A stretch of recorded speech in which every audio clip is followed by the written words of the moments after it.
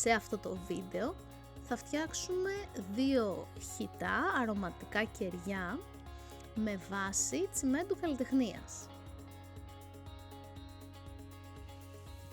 Για τις κατασκευές μας θα χρησιμοποιήσουμε από την πράσινη παλέτα το χρώμα Olive και από την καφέ παλέτα το χρώμα Espresso.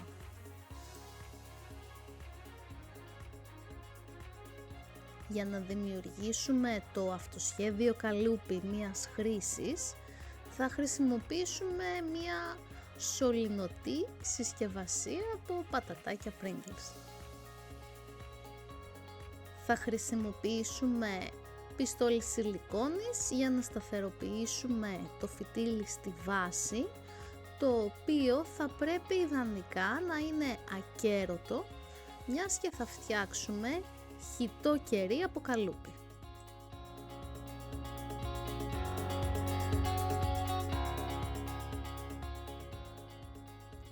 Στο δεύτερο βήμα θα ετοιμάσουμε το μείγμα του τσιμέντου.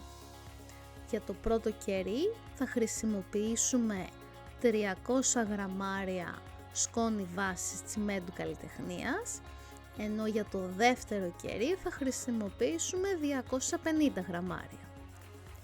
Επειδή το μείγμα θέλουμε να είναι αρκετά παχύρευστο την ώρα που θα το χυτεύσουμε, θα υπολογίσουμε το νερό σε ποσοστό 25% και όχι στο συνηθισμένο 30%, το οποίο μας δίνει ένα πολύ πιο ρευστό μείγμα. Αφού υπολογίσουμε την ποσότητα της σκόνης βάσης και του νερού, θα πάμε να τα ζυγίσουμε.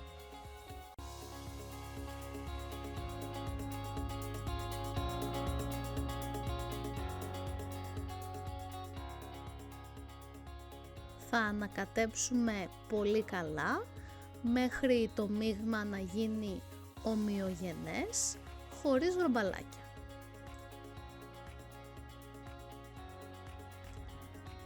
Όταν το μείγμα θα έχει ομογενοποιηθεί πλήρως, θα χυτεύσουμε προσέχοντας να βάλουμε το φυτίλι στην άκρη, ούτως ώστε να μην λερωθεί πάρα πολύ.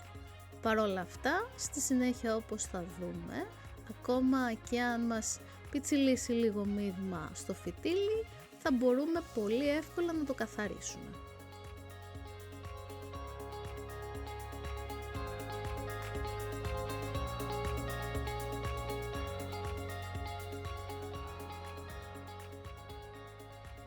Όταν θα έχουμε τελειώσει με τη χύτευση του μείγματος στο καλούπι, θα πιάσουμε το καλούπι στα χέρια μας και θα το γυρίσουμε γύρω γύρω, ώστε το μείγμα να ανασηκωθεί και να δημιουργήσει κάτι σαν τυχάκι γύρω γύρω στα τυχώματα του καλουπιού.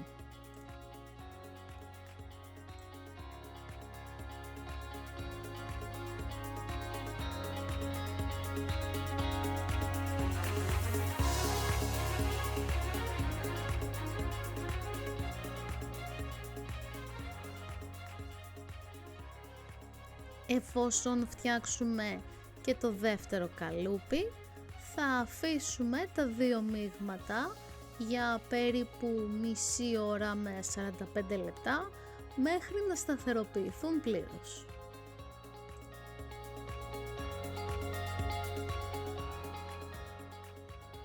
Όταν το μείγμα θα έχει πλέον στεγνώσει πολύ καλά, με μία μικρή σπάτουλα θα ξύσουμε αυτό που έχει μείνει κολλημένο πάνω στο φυτίλι και στη συνέχεια θα γυρίσουμε το καλούπι ανάποδα, ούτως ώστε να φύγουν τα κομμάτια.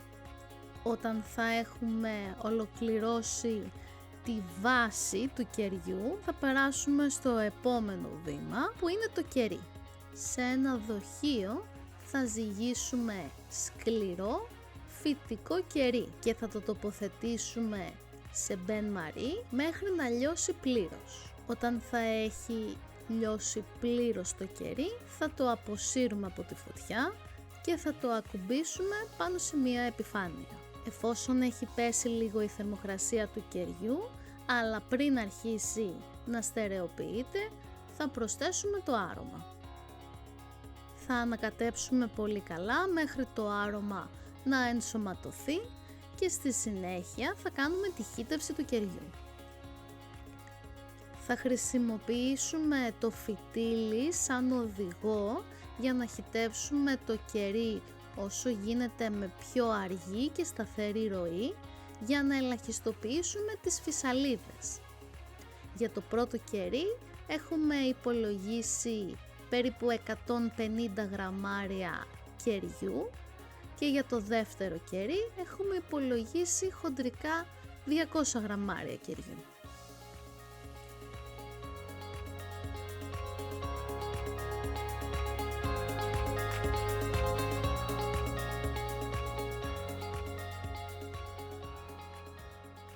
Εφόσον τελειώσουμε με τη χύτευση, θα σταθεροποιήσουμε τα δύο φυτίλια όσο γίνεται πιο πολύ στο κέντρο. Θα τα αφήσουμε στην άκρη για όση ώρα χρειάζεται μέχρι να στερεοποιηθεί πλήρως το κερί και να δούμε ότι έχει πέσει η θερμοκρασία σε επίπεδο θερμοκρασίας δωματίου. Όταν το κερί θα έχει πλέον κρυώσει, μπορούμε να σκίσουμε τη συσκευασία για να ξεκαλυπώσουμε το κερί.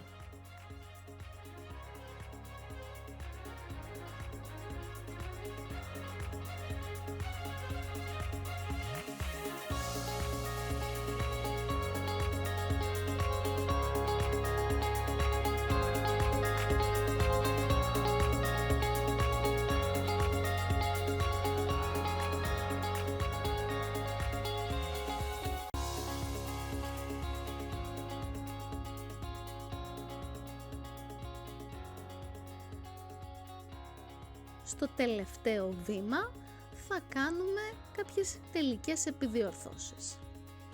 Αρχικά θα πάρουμε ένα σφουγγάρι γυαλόχαρτο το οποίο θα έχουμε βρέξει και θα λιάνουμε την κάτω γωνία.